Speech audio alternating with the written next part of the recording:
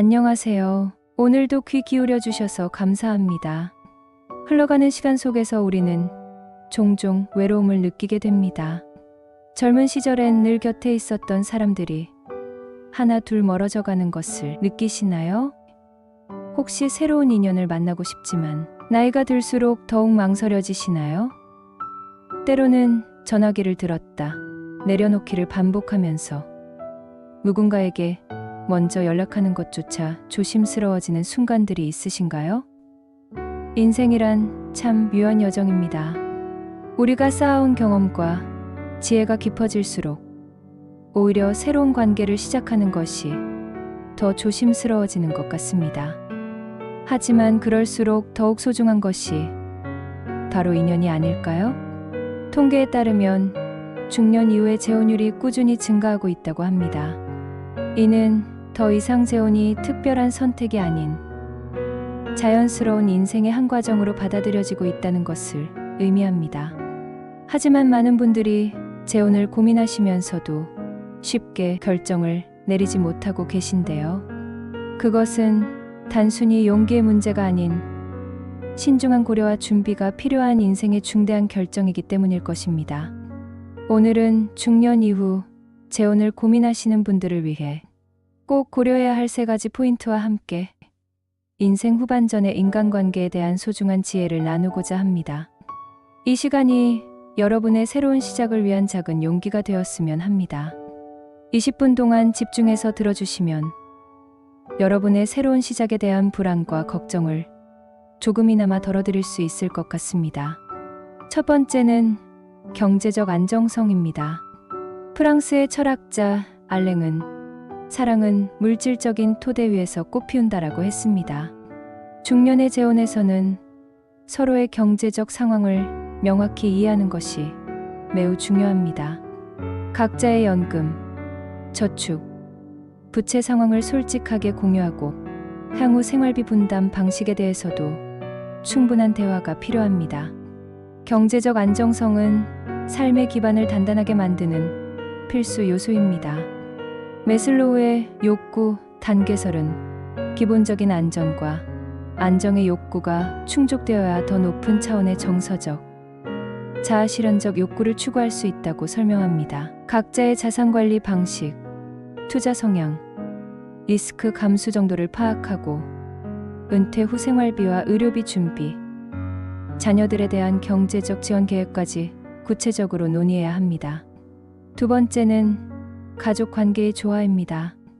영화 나의 특별한 가족에서처럼 중년의 재혼은 단순히 두 사람의 결합이 아닌 두 가족의 만남입니다. 성인이 된 자녀들과의 관계, 손주들과의 관계 설정, 그리고 서로의 전 배우자 가족들과의 균형 잡힌 관계 유지가 필수적입니다. 가족 관계의 조화는 정교한 모빌과 같은 균형을 필요로 합니다. 가족 치료 전문가들이 지적하는 재혼 가정의 주요 과제들, 충성심 갈등, 경계 설정의 문제, 역할 재정립의 과정 등을 이해하고 대비해야 합니다. 특히 명절이나 가족 행사에서의 역할 분담, 손주들과의 관계 설정 등 구체적인 상황에 대한 계획도 필요합니다.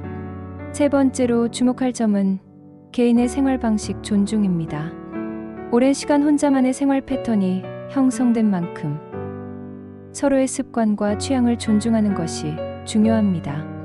독일의 시인 릴케는 진정한 사랑은 서로를 바라보는 것이 아니라 같은 방향을 함께 바라보는 것이라고 했습니다.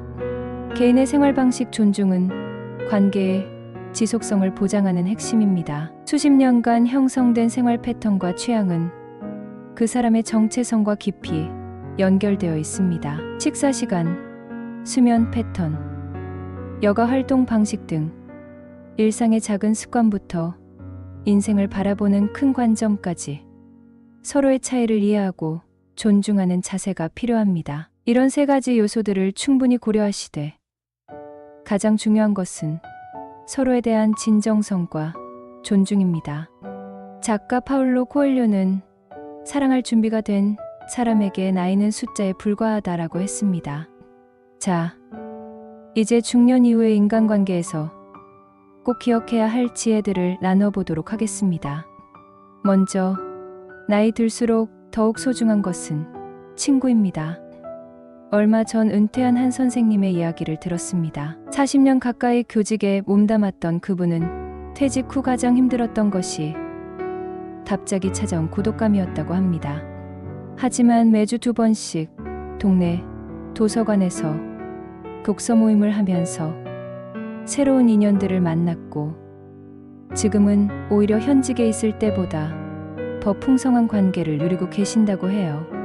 작가 무라카미 하루키는 진정한 우정은 마치 건강과도 같아서 잃어버리기 전까지는 그 가치를 깨닫지 못한다고 했습니다. 나이가 들수록 새로운 관계를 맺는 것이 어려워질 수 있지만 그만큼 더 깊이 있고 진정성 있는 관계가 가능해지는 것 같습니다. 친구 관계의 중요성은 나이가 들수록 더욱 강조됩니다. 사회학 연구에 따르면 중년 이후의 친구 관계는 수명과 삶의 질에 직접적인 영향을 미친다고 합니다. 각자의 친구 관계를 존중하고 새로운 공동의 친구 관계도 형성해가는 균형이 필요합니다. 두 번째로, 취미와 관심사를 공유하는 것이 관계의 지속성을 높입니다. 지난해 저는 60대 중반의 한 부부를 만났습니다. 두 분 모두 배우자와 사별하고 우울한 시간을 보내다가 금산 동호회에서 만나 재혼하셨는데요. 같은 취미를 가진 덕분에 자연스럽게 대화가 이어졌고 서로를 이해하는 시간도 충분했다고 합니다. 공통 관심사의 발견과 발전은 관계의 활력을 불어넣습니다. 은퇴 후의 긴 시간을 함께 보내기 위해서는 공유할 수 있는 취미와 관심사가 필요합니다. 새로운 것을 함께 배우고 경험하는 과정은 관계를 더욱 풍성하게 만듭니다. 미국의 심리학자 로버트 스턴버그는 지속적인 관계의 핵심은 공통된 관심사와 가치관이라고 했습니다. 단순히 외로움을 달래기 위한 만남이 아닌 함께 성장하고 발전할 수 있는 관계를 찾는 것이 중요합니다. 세 번째로, 나이 들수록 더욱 중요해지는 것은 소통의 방식입니다. 최근 베스트셀러 100세 시대의 대화법에서는 중년 이후의 대화에서 가장 중요한 것은 경청이라고 강조합니다. 상대방의 이야기를 끝까지 들어주고 판단하지 않으며 공감하는 자세가 필요하다는 거죠. 특히 재혼을 고려하실 때는 서로의 과거 이야기를 충분히 나누는 것이 중요합니다. 영화 라스트 러브에서 마이클 케인이 연기한 주인공처럼 과거의 아픔과 기쁨을 함께 나누면서 서로를 더 깊이 이해할 수 있게 됩니다. 소통의 깊이는 중년의 관계에서 특별한 의미를 가집니다. 단순한 대화가 아닌 인생의 경험과 지혜를 나누는 깊이 있는 대화가 가능한 시기입니다. 특히 과거의 아픔이나 기쁨을 나누는 과정은 서로에 대한 이해를 깊게 만듭니다. 네 번째로, 함께하는 시간의 질이 중요합니다. 저는 얼마 전 70대 커플의 데이트를 우연히 목격했습니다. 서로의 손을 잡고 천천히 걸으며 나누는 대화가 참 인상적이었는데요. 나중에 알고 보니 재혼하신 지 5년 된 부부였습니다. 두 분은 매일 아침 함께 산책하는 것을 일과로 삼았다고 해요. 시간의 질적 가치는 중년 이후 더욱 중요해집니다. 남은 시간의 의미를 더 깊이 이해하게 되는 시기이기에 함께하는 시간의 질적 가치를 높이는 것이 중요합니다. 단순히 시간을 보내는 것이 아닌 의미 있는 시간을 만들어가는 노력이 필요합니다. 심리학자 존 고트만은 행복한 관계의 비결은 매일의 작은 순간들을 특별하게 만드는 것이라고 했습니다. 큰 이벤트나 화려한 데이트가 아니더라도 일상의 작은 순간들을 함께 나누는 것이 더 의미 있을 수 있습니다. 다섯 번째로, 새로운 시작에는 용기가 필요합니다. 제가 만난 한 58세 여성분은 이런 말씀을 하셨습니다. 처음에는 주변의 시선이 너무 신경 쓰였어요. 하지만 내 인생의 주인공은 나라는 걸 깨달았죠. 이제는 후회 없는 선택을 하고 싶어요. 새로운 시작에 대한 용기는 성숙한 판단을 바탕으로 합니다. 젊은 시절의 충동적인 결정이 아닌 인생의 경험과 지혜를 토대로 한 신중한 선택이 가능한 시기입니다. 이는 오히려 더 확신 있는 결정을 가능하게 합니다. 철학자 키에르케고르는 인생은 앞으로 살아가야 하지만 뒤돌아보며 이해하게 된다고 했습니다. 때로는 우리의 선택이 틀릴 수도 있지만 그 선택을 통해 우리는 성장하고 더 나은 내일을 만들어갈 수 있습니다. 6번째로 관계의 건강성을 확인하는 것이 중요합니다. 심리학자들은 건강한 관계의 지표로 다음과 같은 것들을 제시합니다. 서로의 독립성을 존중하는가, 효과적으로 의사소통을 하는가, 갈등을 건설적으로 해결하는가, 함께하는 시간과 각자의 시간의 균형이 잘 잡혀 있는가 등입니다. 관계의 건강성은 여러 측면에서 평가됩니다. 정서적 안정, 의사소통의 질, 갈등 해결 능력, 서로에 대한 존중도 등 다양한 요소들이 조화롭게 발전해야 합니다. 특히 서로의 독립성과 친밀감 사이의 균형이 중요합니다. 7번째로 재정적인 독립성을 유지하는 것이 좋습니다. 재혼 전문 상담사들은 중년 이후의 재혼에서는 어느 정도의 재정적 독립성을 유지하는 것이 좋다고 조언합니다. 완전한 통합이 아닌 서로의 경제적 자율성을 인정하면서도 함께하는 생활을 영위하는 방식을 찾는 것이 현명할 수 있습니다. 재정적 독립성은 상호 존중의 표현이 됩니다. 적절한 분리와 결합의 균형을 찾는 것이 중요합니다. 공동의 미래를 준비하면서도 각자의 경제적 자율성을 인정하는 방식을 찾아야 합니다. 8번째로 관계의 깊이를 더하는 것은 서로에 대한 이해입니다. 심리학자 에리 프롬은 사랑은 서로의 차이를 인정하고 그 안에서 성장하는 것이라고 했습니다. 완벽한 일치가 아닌 서로의 다름을 이해하고 받아들이는 과정에서 관계는 더욱 단단해질 수 있습니다. 일상의 작은 습관부터 인생을 바라보는 관점까지 서로의 차이를 인정하고 존중하는 자세가 필요합니다. 9번째로 함께 성장하는 관계를 만드는 것이 중요합니다. 나이가 들었다고 해서 성장과 발전이 멈추는 것은 아닙니다. 오히려 중년 이후에는 더욱 풍부한 경험과 지혜를 바탕으로 새로운 도전과 성장이 가능합니다. 함께 배우고 성장하는 과정은 관계에 특별한 의미를 더해줍니다. 10번째로 과거를 있는 그대로 받아들이는 것이 필요합니다. 중년의 재혼에서는 서로의 과거를 있는 그대로 수용하는 자세가 매우 중요합니다. 완벽한 과거나 무결점의 이력을 기대하기보다는 그 사람의 인생 여정 전체를 이해하고 받아들이는 열린 마음이 필요합니다. 과거의 경험들은 그 사람을 지금의 모습으로 만든 소중한 부분이기 때문입니다. 11번째로 새로운 가족 관계를 만드는 지혜가 필요합니다.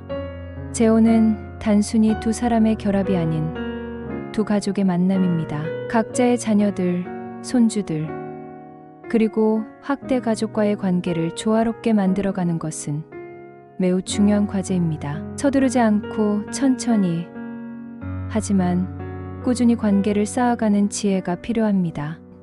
12번째로 건강한 독립성을 유지하는 것이 중요합니다. 프랑스의 철학자 시몬 드 보부아르는 진정한 사랑은 서로의 독립성을 인정하는 것에서 시작된다고 했습니다. 함께하는 시간도 중요하지만 각자의 시간과 공간을 존중하는 것 역시 건강한 관계를 위해 필수적입니다. 13번째로 새로운 추억을 만드는 것이 관계를 더욱 풍성하게 합니다. 심리학자들은 새로운 경험을 함께하는 것이 관계를 강화하는데 매우 효과적이라고 말합니다. 일상의 작은 변화부터 새로운 도전까지 함께 만들어가는 추억은 관계에 특별한 의미를 더해줍니다. 14번째로 감정적 성숙도가 관계의 질을 결정합니다. 중년 이후에는 감정적 지능이 더욱 성숙해질 수 있습니다. 자신의 감정을 잘 이해하고 표현하며 상대방의 감정 또한 섬세하게 읽어내는 능력이 발달합니다. 이러한 감정적 성숙도는 관계의 깊이를 더해주는 중요한 요소가 됩니다. 감정적 성숙도는 중년의 큰 자산입니다. 나이가 들수록 감정 조절 능력이 향상되며 특히 부정적 감정을 다루는 능력이 세련되어집니다. 이는 관계에서 발생하는 갈등을 지혜롭게 해결하는 데 도움이 됩니다. 15번째로 영적인 성장을 함께 하는 것도 중요합니다.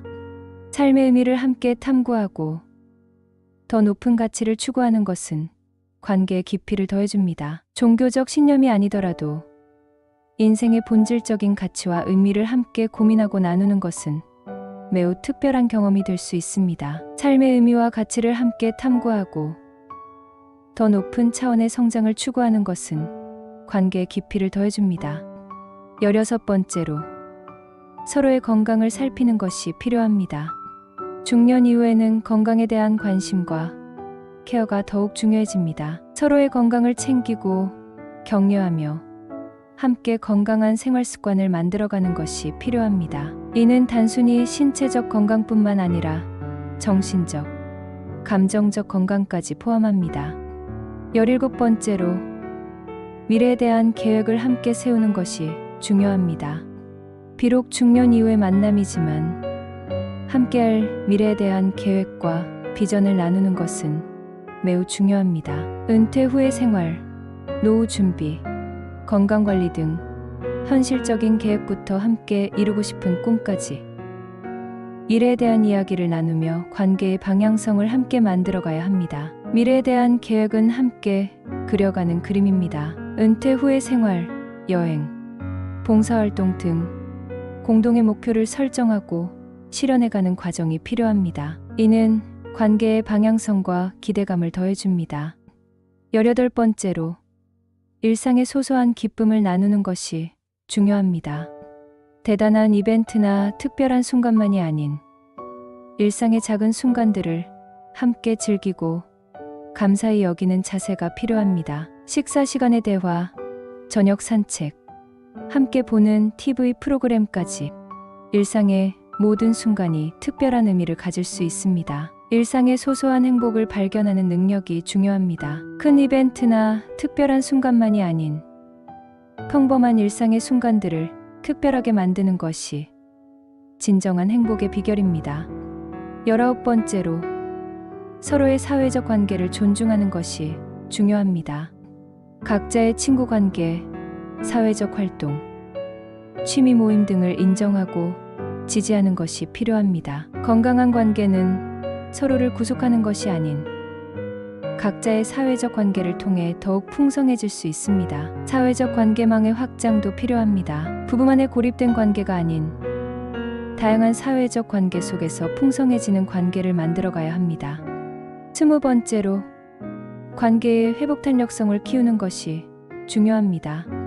모든 관계에는 크고 작은 갈등과 어려움이 있을 수 있습니다. 중요한 것은 이러한 어려움을 어떻게 극복하고 성장의 기회로 삼는가 하는 것입니다. 갈등을 건설적으로 해결하는 능력, 서로를 이해하려는 노력, 용서와 화해의 과정을 통해 관계는 더욱 단단해질 수 있습니다. 회복 탄력성은 관계의 지속성을 보장합니다. 어려움과 갈등을 극복하고 성장의 기회로 삼는 능력이 필요합니다. 용서와 화해의 과정을 통해 관계는 더욱 단단해질 수 있습니다. 이러한 모든 요소들은 서로 긴밀하게 연결되어 있습니다. 한 가지 요소의 발전은 다른 요소들의 성장도 촉진합니다. 중년 이후의 관계는 이처럼 다층적이고 풍성한 의미를 가지고 있습니다. 사실 중년 이후의 재혼과 새로운 관계 형성에는 여러 가지 도전과 어려움이 따를 수 있습니다. 하지만 이것은 또 다른 시작이자 새로운 행복을 만들어갈 수 있는 기회이기도 합니다. 여러분의 새로운 시작이 이러한 깊이와 풍성함을 담아낼 수 있기를 바랍니다. 모든 선택에는 용기가 필요하지만 그 용기는 반드시 여러분에게 값진 보답을 가져다 줄 것입니다. 러시아의 작가 톨스토이는 행복한 가정은 모두 비슷하지만 불행한 가정은 저마다의 이유로 불행하다라고 했습니다. 하지만 저는 이렇게 말씀드리고 싶습니다. 행복한 중년의 재혼은 저마다의 방식으로 행복하다라고 말입니다. 이제 이 이야기를 마무리하며 다시 한번 강조드립니다. 여러분의 행복이 가장 중요합니다. 주변의 시선이나 편견에 얽매이지 마시고 당신만의 방식으로 행복을 만들어 가시기 바랍니다. 오늘 나눈 이야기들이 여러분의 새로운 시작에 작은 도움이 되었기를 진심으로 바랍니다. 앞으로도 여러분의 인생에 더 많은 기쁨과 행복이 가득하시길 기원합니다. 긴 시간 함께 해주셔서 감사합니다. 고맙습니다.